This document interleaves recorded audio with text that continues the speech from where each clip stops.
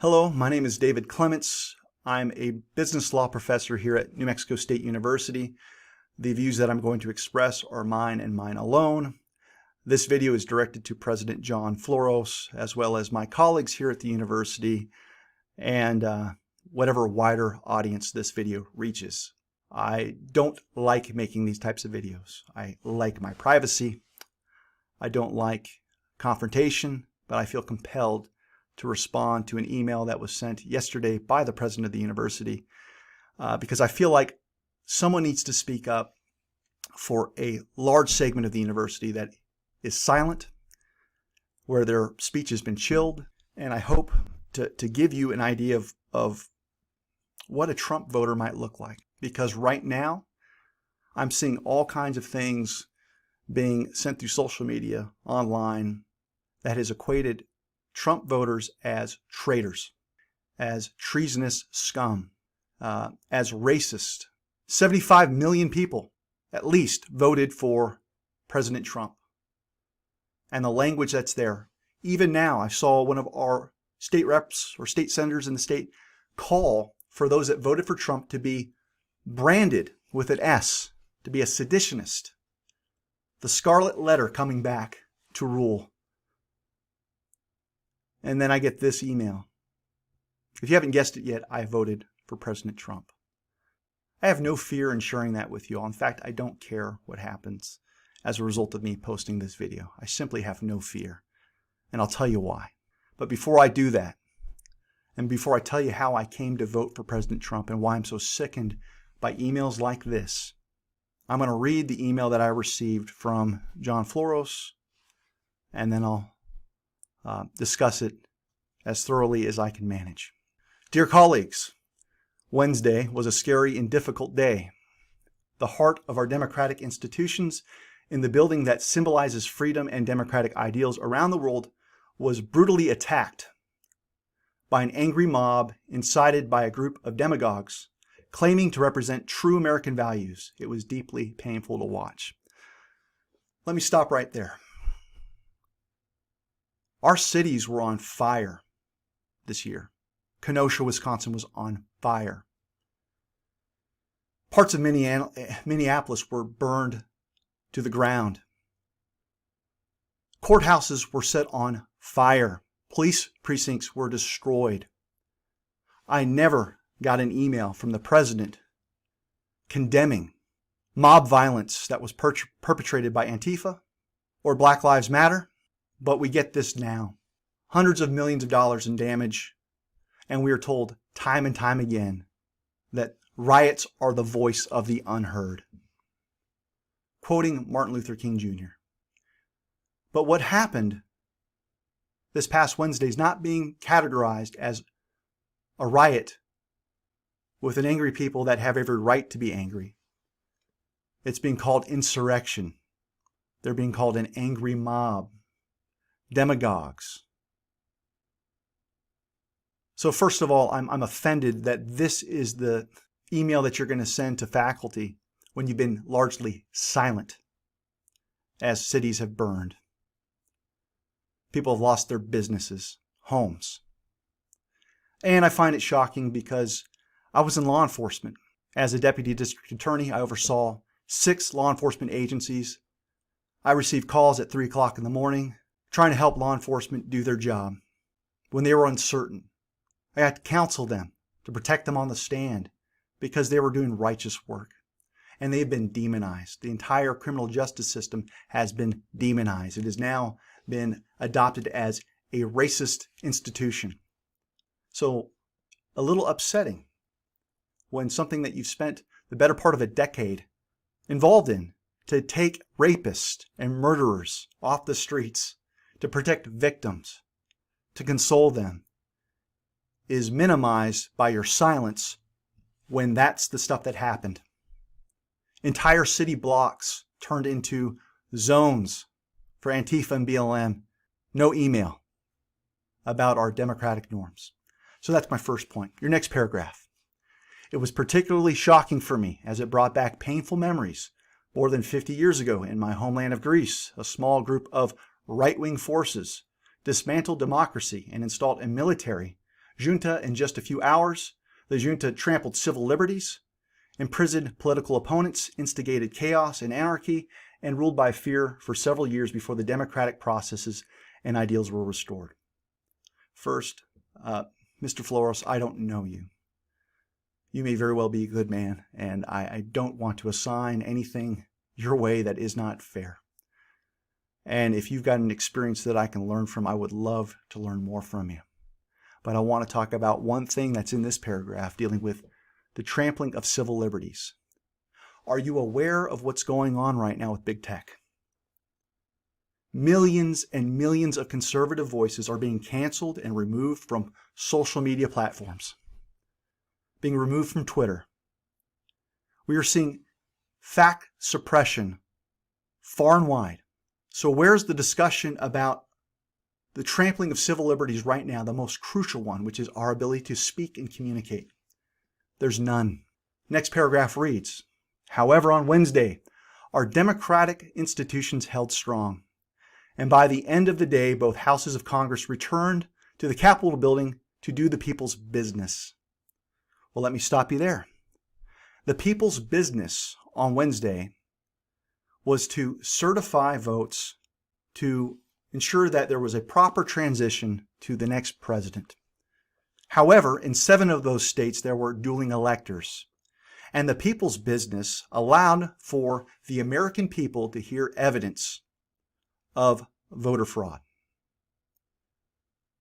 When these members of Congress returned, they did not deal with the massive black cloud hanging over the election in November. They did nothing of the sort. They used the riot as grounds to move forward and push their paper, because there were constitutional arguments both ways. I know the constitutional arguments backwards, forward, sideways on this being a states' rights issue. Totally respect that position. But the idea, when you look at the electors clause, is that you can object and you can investigate when certain votes are not regularly given. And in many states, it's clear that they weren't. Georgia, case in point. And for those of you that watch this video think that there is no evidence, you don't know what you're talking about. I've reviewed hours upon hours of public hearings. I've read almost all of the lawsuits that are out there. Most of them were dismissed on legal process grounds, raising standing. And the general argument that we've heard was that because this was a general harm, if you want to believe there was fraud, that you have no standing because your harm has to be particular. And that's more or less the reason why these judges haven't touched these cases. It's not because there isn't evidence.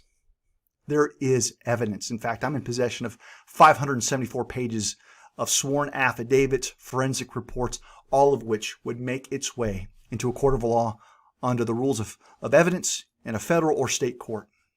The fact that evidence has not been heard here by these courts, do not conflate that with this idea that there is no evidence. The courts have done what they always do. When you have political matters, they want them to be decided politically, not in a courtroom, but through the elections, through the state legislatures. And what we have are a bunch of cowards. We have judges that are cowards. We have politicians that are cowards. And that's the reality. But if any of you want to actually look at the evidence, sworn affidavits where people face 10, 15 years of prison time if they commit perjury, and statistical analysis that just fly in the face of this idea that there was no fraud in this election. I've put forensic experts on the stand. I understand the forensics of this, not as an expert, but as someone who has listened to experts, put their testimony on the stand when we let impartial jurors make a decision. And right now that information has been widely suppressed. Now let me continue with this email. And I want you to pay attention to this word that's used. Collectively, we were relieved. But we can't forget how disturbingly easy it is to slide from a democracy into a dictatorship. Notice how the word republic is never used by President Floros. Democracies thrive when they act in accord with the collective will of the people. But when the people lose their ability or will to work towards consensus, democracy is weakened. Democracy demands dialogue. I agree with that. It demands that we work towards a consensus, depends on what the consensus is, in which everybody sacrifices something for a greater collective good. That's 3 times. Reaching this compromise requires respectful dialogue among people with different opinions. I also agree with that. But right now, if you've got a different opinion and you're on any of the media platforms, any of the technical platforms, you are being silenced. The Parler app has been removed from the app stores of both Google and Apple. And other ones are coming down by the minute. President Floros continues, the resulting compromise is not a weakness, it is the foundational strength of a government of the people. Well, the people weren't heard this past Wednesday. They were silenced once again. And that's why you had folks show up in the first place, because they felt like they were silenced in their own respective states and they wanted to be heard. As a nation, we are facing serious challenges ahead. The rejection of the mob rule on Wednesday is a hopeful sign that our democratic institutions remain strong and committed to solving our problems, but those institutions are us, and only through the unwavering commitment of each of us as individuals and collectively can democratic institutions survive. I would like to hear your thoughts. Please send them. So I'm sharing with you my thoughts. So right now we have a quick take from the president that is regurgitating what I've seen in the media. Effectively a bunch of Trump supporters being an angry mob brutally attacking the Capitol building and those inside. One of the reasons why I'm speaking up to restate and reframe is that President Floros, you've reached a conclusion prematurely, way too quickly. And having been involved in major criminal investigations, you don't have a definitive answer in 3 hours, let alone 24 hours. And you don't know enough about this to make the claims that you're making. Was it Trump supporters? I don't know. Perhaps some got mixed in, but with who? Well, let's listen to someone here. All right, guys, so this video is going to be a little bit different than the other ones. I just got back from storming the Capitol. We stormed it. It was successful. We stormed the fucking Capitol. And for all you bitches on Facebook going crazy right now talking about it was Antifa fucking being infiltrating and that it wasn't us, it was us. We proudly took back our Capitol. I'm only here in my hotel room to get some gear on. I'm going back, baby. They brought the National Guard out for us and shit. We had the fucking cops running. They ran from... So what do you make of this?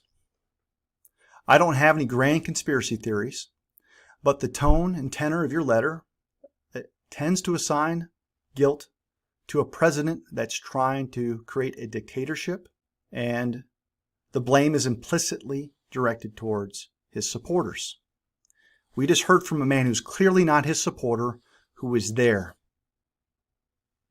His words are his own. He made his statement. There are other videos like this throughout the internet. You have to find them because they're being suppressed and pulled down real time. But the reality is this is out there. We're only a few days out from Wednesday, and this does not fit into your narrative in that email. Here's another one. Notice here, these are police. These are barriers. Look what happens. Police are squabbling with protesters. Oh, there we go.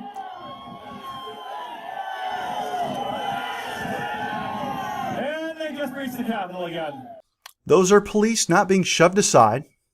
Those are police removing barriers. And you have a gentleman waving in these protesters, some of which, admittedly, are Antifa members, some of which are likely misguided Trump supporters thinking they can go inside the Capitol. It's likely a combination of both because the facts bear that out. A guard, he's a policeman, watch.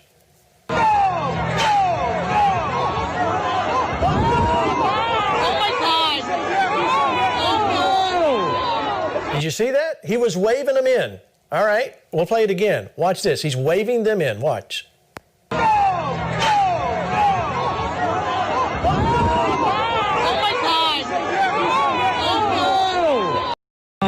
One marked state trooper vehicle, 2 black SUVs. There's 3 state vehicles, state trooper vehicles, escorted 4 Antifa shuttle buses right here front and center. There was actually 5 vehicles total. There was 3 up front, 2 in the back. They escorted right here, waited for them to get off their buses, and they had the state troopers unloaded and took their positions. Watch. There's that guy. He had his lights on. They were coming, and then there's the ones up front too. They escorted, and each one of those buses are labeled. They're all paid charter buses. Look at that, bro. All right, I want to show you this clip, and I don't know if you've seen this either, Lance. This was a new one that I found today. This is from inside the Capitol, just 30 seconds. It's where the protesters broke through. Now watch how it was handled.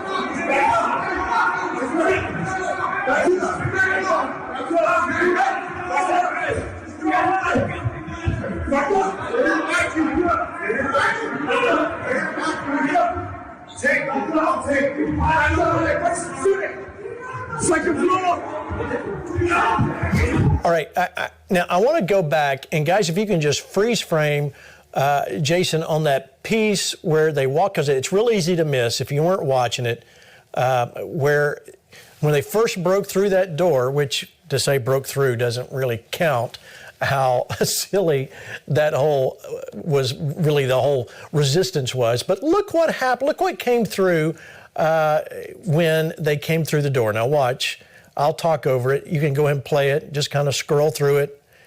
And he's coming in, they're coming up. Now watch what comes over. Whoops, there he is, stop. A photographer is conveniently poised to catch all the action. That's amazing. A protester that comes with his own photographer, Lance, that we're actually seeing an amazing... All right, so I don't have any grand explanations of what we just watched, but a video shows police removing barriers. That's not Trump supporters, that's the police. The other video shows police waving in the quote-unquote rioters. Next video shows protesters waiting on the officer's prompt, and he stops several times while he's getting photographed. I don't know what it means in a large scale, but it happened because we just watched what happened. Occam's razor suggests that the simplest explanation is generally the most accurate one. The cops moved those barriers because they meant to. They were directed to do so. That cop was able to stop those that rioting mob with a gesture of his hand because he had the authority to do so. Are you watching this? There's more. Trump supporters have largely been blamed for the violence against police officers and property, but video footage appears to show a different story. This video taken by NTD's on-the-ground reporters shows Trump supporters trying to stop the people smashing windows of the Capitol building and calling them Antifa. You can hear them saying, "Anyone who does this is not with us." It appears other protesters grab his leg and pull him down to stop him from breaking the window. Other videos show pro-Trump protesters booing those breaking in and calling them Antifa. This video appears to show them trying to stop the people smashing windows and shoving them towards the police. We do know that many genuine Trump supporters did make it inside the barricades of the Capitol building. A number of them say they didn't use violence to get in, but were let in. In this video, police appear to open the barricades. I had 3 more videos that I had viewed. They've been taken down, just like these. The one that I can't locate anymore because Facebook suppressed it were quote-unquote protesters walking down a hallway, getting nods from police as they were waved in. Now, let me tell you something as someone who worked in law enforcement. President Trump doesn't have control over Capitol Police. That's a function of the Capitol itself and the mayor. Trump doesn't direct the police. So to claim that he's responsible for what happened when individuals that do not operate under his jurisdiction let these individuals in, again, many of which that admitted themselves to be part of Antifa. There was another gentleman who made a confession. I can't get that video anymore. I have to go to all kinds of unsafe places on the internet to find this stuff because they're getting flagged and brought down. The veracity of which you can figure out on your own. But this is out there. And your faculty members are seeing it. Your lay workers are seeing it. Hopefully they're seeing it now. And when we get something like what you sent, it is not the truth. It's just simply not the truth. It's a narrative. Again, I'm not making any claims of what this all means, who's doing what, who directed what. I don't know. I just know what my eyes saw in many, many videos. I know what my eyes have seen when I watch witness testimony over election irregularities. People that have nothing to gain, having their lives ruined by the press for speaking up about what they saw. And there is an overriding narrative that these people are crazy. Maybe they are. But I should be allowed to hear what they have to say.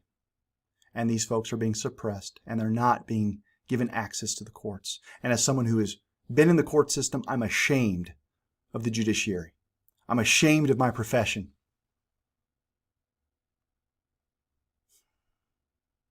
So why am I speaking up now? At great risk to my job security. I ran for office. And I know that the reason why I'm bringing this up now is because it will be brought up. The fact that I'm speaking an unpopular truth. I spoke up because some of our faculty members were equating Trump supporters to being far-right racist. 75 million far-right racists. And I thought, wow, that's a unifying message. To be told that we are all lumped together. And right now, once again, the rhetoric has been inflammatory to the point where someone has to speak up for these folks. I say this as someone who has not been registered with the Republican Party for many, many years. I've been a third party guy for a while. So I've got no dog in this fight from a Republican standpoint. But I did run for office as a Republican many, many years ago because I saw what I thought were abuses with mass surveillance. I called Edward Snowden a hero when it was very, very unpopular to do so, and I still maintain that he's a hero. I ran for office on things that I thought were important, to tell people the truth, to tell them about their government. And as one of my faculty members pointed out, yes, I was a failed candidate. I lost the election, but I didn't lose my integrity. In fact, I fought against bullies in that election. I was 48 votes shy from becoming the presumptive nominee for a U.S. Senate race, and I would have won, but I was hacked. I was hacked by my opponent's campaign manager, and I called him out on it. And then I was sued for defamation. And I stood up to a legal team by myself, represented myself, and had that case dismissed with prejudice. And to this day, I can tell everyone out there that I was hacked because it was true. So I don't have a tolerance for bullies. I wasn't going to be bullied by a political party. I wasn't going to be bullied by a candidate. When I brought up surveillance issues as a prosecutor, I had law enforcement that came into my office and tried to bully me. I wasn't silenced then. All this to say, I'm not afraid to speak my mind when it's appropriate. I lost the race. Not bitter about it. I didn't want to be a politician. I wanted to serve and be a servant to the people. And I went back to being a prosecutor. And I did my job and I did it well. And then I had the opportunity to get a dream job, and that's to work here. I'm proud to say that none of my students would know what my political affiliation is because I taught them facts. I taught them how to critically think. I taught them about business law, which is my job. Many professors here think it's their job to indoctrinate people into their political ideology. I don't do that. You can look at all of my student evaluations. You will not find anything even remotely political in there. But there are political attacks happening in this university, and they're commonplace. And so there's one gentleman here, I will not name him, equating 75 million Trump voters to being far-right racist. I've got a problem with that. And I spoke up on Faculty Talk. And when I did, it was search and destroy. There was a handful of faculty members that made it their immediate duty to do as much research about me, to provide a caricature about me, and attempt to destroy my name because I committed the sin of being a Republican that ran for office. I feel ashamed to even tell people that I'm not a Republican because there's nothing wrong with it. But in this climate, to be a Trump voter, to be a Republican, it's treated like it's a sin. And this kind of narrative and these emails cement that narrative. It cements this position of shut up if you didn't vote for our guy. Now, it goes without saying, I need to tell you this. I was a never Trumper. I had legitimate concerns about his character. I wrote op-eds about his character. I didn't vote for him. So this is your messenger, someone who didn't vote for him. And then for 4 years, I saw the media absolutely expose itself as having no credibility, extreme bias, suppressing everything about this man, who ended up being a pretty good Republican president on policies. Not perfect. He stood up against media and big tech. It exists. So over 4 years, I got to see this man who I would have never voted for, and I was conflicted about up until the election. I was looking for anyone else besides Biden and Trump. But I cast a vote for Trump. And I did so without reservation. I could not go into the county clerk's office fast enough and fill out that bubble, given what I've seen politically at the university and elsewhere. I'm here. I'm not a racist. My mother's Hawaiian. My grandmother worked at the Dole Pineapple Factory. Her mother lived when the Kingdom of Hawaii was turned over to the United States at the end of a gun. Racism disgusts me.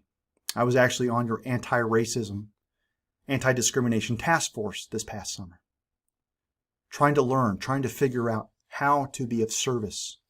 And you know what I heard when I was in my meetings? A particular faculty member that said over and over again, we have to make sure that a white male doesn't get a certain position. Said over and over again. I could not believe what I was hearing, that someone was going to be disqualified by two things that the person couldn't control: his skin color and his gender. That was the position of this committee. It was reverse racism, and I sat and just watched with dismay. That's what's going on here. Let me end this video this way. There is anxiety with many of your faculty. They're just afraid to share it. When I was called out on Faculty Talk and I stood up for myself, I had multiple folks reach out to me expressing that this is the way that they feel. You, Mr. President, speak for all of us. But when you omit riots, cities burning all year, and then you make it a point to bring it up now, that's problematic. Your silence speaks volumes. I don't know what's going to happen to me, and I'm fine with that because I'm going to tell the truth the way that I see it. I hope that you will send another email out stating that you have rushed to judgment For my faculty colleagues out there that are continuing to call out Trump supporters, to demonize them, I hope that you can treat them and myself with civility. You will not find an email on Faculty Talk where I have attacked someone for being a Democrat, for being a Biden supporter, and I like to think I've got great relationships with my colleagues here. I don't know what's going to happen in the next 11 days, but I pray for civility. I pray for people to have an open mind, to hear the viewpoints of others. I pray that this institution would safeguard free speech and that I would not be retaliated against and punished for expressing what I'm expressing. But I don't accept this narrative. And we'll see what happens. We'll see what happens in the days to come. I think we're all going to be shocked and amazed at what's going to transpire over the next week. Good night.